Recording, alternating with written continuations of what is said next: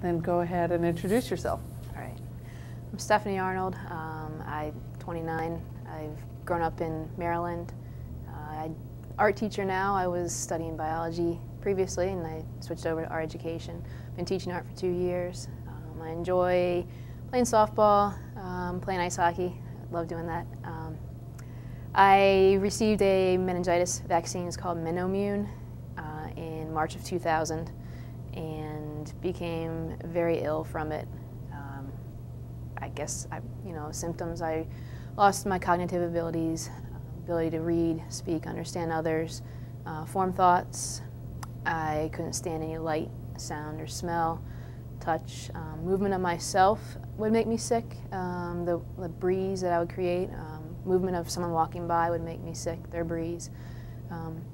Even breathing, the air going in and out of my throat, my lungs, would make me physically sick. So I'd try and sort of hold my chest open so I wouldn't have to feel the breathing as much, to try and reduce that. I had hallucinations for about 7 years. I would see mice on the floor, I would see birds flying. Those are more afternoon hallucinations. In the morning I'd have sort of horseshoe-shaped, U-shaped things falling down there, bright blue, green, and yellow, like fluorescent colors, and falling down. I slept 15, 16 hours every day, lost 43 pounds in 8 weeks because I couldn't eat anything. I stayed in my bedroom with nothing. It was pitch black. I just sat on the edge of my bed. I couldn't lay down because the nausea was so intense.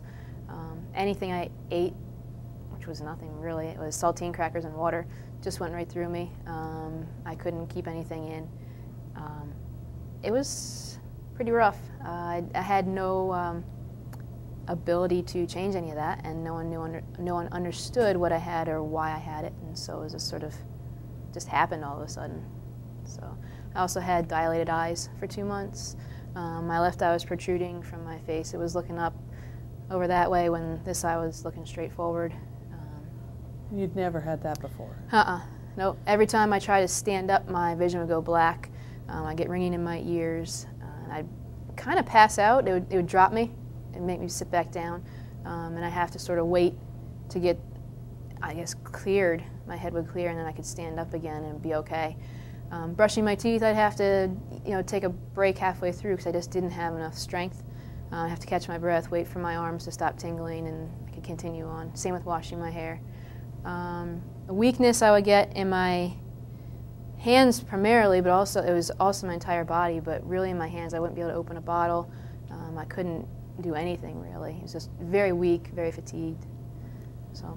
How soon did these symptoms onset after you received the vaccination? I got the vaccine on a Monday afternoon around 3 o'clock. By 6 o'clock that evening I had lost a desire to eat, and by that Friday I had failed all my midterms. It was right before spring break, and I failed all of them. I knew I had. I didn't understand anything on the page. I was sort of guessing. This is when you were going in biology? Yep, I was a bio major at that time, and I was taking my midterms, and I knew something was wrong. I had the vaccine. I knew something was wrong, but I didn't know what it was. I kind of thought I had the flu at first. That's how it kind of felt.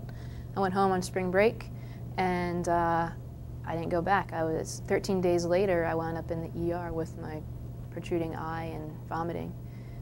They didn't know what was going on.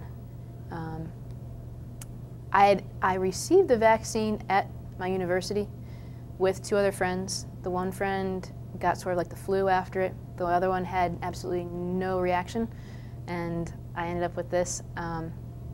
My parents called the university to get the batch and lot number when they kind of found out what happened, and the university denied I was ever vaccinated there. They said they had no records of me being vaccinated there. So was it a part of a study, or was it just something they were offering students? Student died on campus in January, February time, and they found it was from meningitis, and so the campus encouraged all students to get the meningitis vaccine to prevent further spread.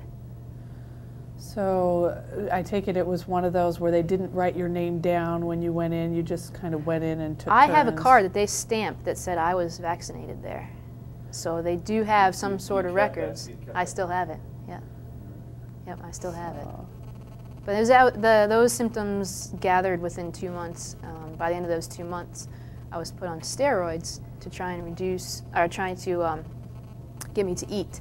And it also reduced any brain swelling, I guess, because I was able to speak for about a 24-hour time period. And I told my father that I thought I'd gotten sick from the vaccine. And so they admitted me to the hospital at that time. They put me in isolation because they didn't know what I had. They'd come in, there's an airlock, and they'd come in with gowns and masks and all the rest. And my parents were sitting there with no mask on, nothing, and they would say, you know, don't you want to put a mask on? You're sitting in the same room as she is. And they're like, you know what? She's been in her house for 2 months. If she has something, we would have caught it by now, you know? So they didn't want you to think you were getting an alien autopsy. They wanted you to see some faces you knew. Yeah. Oh, God. So they did, you know, they did MRI, they did CT, X-rays. They did ultrasounds of my carotids and my organs, my orbits. They've done angiogram. They thought I had an aneurysm. They did a spinal tap. Everything came out clear. So nothing that they ran, you know, told them that I was sick. So I went home with diagnosis of depression and anorexia.